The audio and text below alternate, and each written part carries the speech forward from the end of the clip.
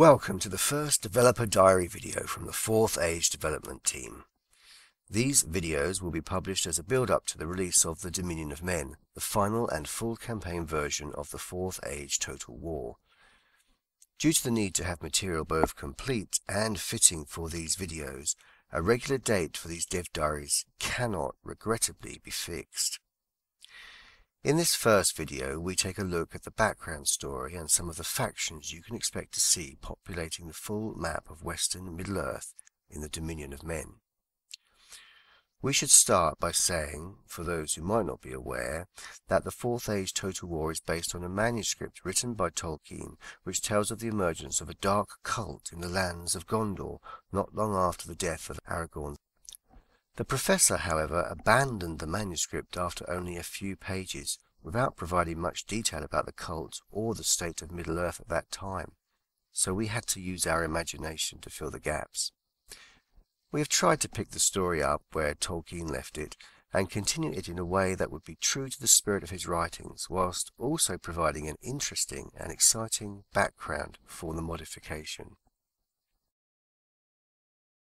Over 3.5 centuries have passed since the end of the War of the Ring.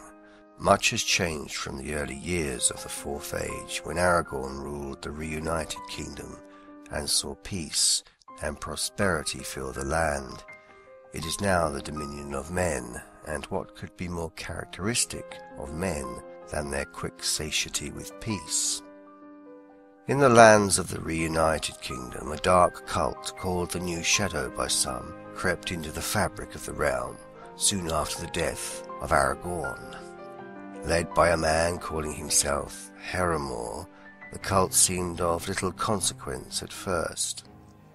Gradually, however, it won followers here and there throughout the kingdom, and by the time Aragorn's grandson sat upon the throne, the cult had grown so powerful and influential that it was able to foment division in the royal family. This led to civil war and the creation of a new kingdom, Adunabar, in the lands of Mordor. However, the cult's agents were not only at work in Gondor. In Harad, they stirred up a revolt that led to Umbar falling once more into the hands of the Empire of Harad. Assailed by corsair fleets, the reunited kingdom lost many of its ships and was compelled to pull many of its land forces from Arnor to protect its southern fiefs. In the chaos, the contested lands of Harandor broke away and declared their own sovereignty. To the north of the White Mountains, the kingdom of Rohan yet remains allied to the reunited kingdom, but that alliance is not as strong as it once was. Bad rulership, military failures, the death of Rohan's prince in the service of the kingdom, and the plotting of the cult's agents have all strained the two people's relationship.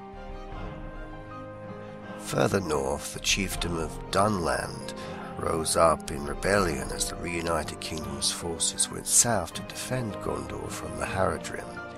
Having seized Orthanc and expelled the remaining garrisons of the kingdom from its land, the Dunlendings have now pushed their way into the west march of Rohan. During the early years of the Fourth Age, certain Dunedain, Dunlending and Rohirrim settlers colonized the lands along the Grey Flood in Eriador and built a significant trading empire. Their mixed descendants today seek to protect their trade with Dunland, Rohan and the reunited kingdom by refusing to take sides. The Easterlings, ever eager to take advantage of any division in the west of Middle-earth, remain brooding on the eastern borders, with the lands of Khand to the south and a strong militarized Adunabar defending Mordor. The men of Rhûn have set their sights westward to the Wilderlands and the rich vales and settlements of Dale. Disillusioned by men, some of the inhabitants of Ithilien, Dale, Lune and elsewhere moved closer to elven lands, trading with them and learning from them.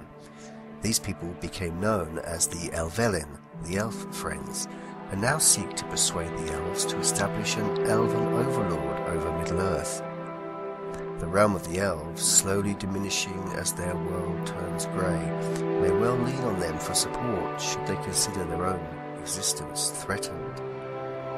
The dwarves, in control now of their ancestral halls of Khazad-dûm, remain on good terms with the Kingdom of Dale, but are ever suspicious of other peoples. The war footing they see developing in Middle-earth may well put them on a war footing of their own, for, like the elves, their numbers are few. The Kingdom of Dale, much expanded from its days as a mere city kingdom, has flourished and benefited much from its friendship with the dwarves.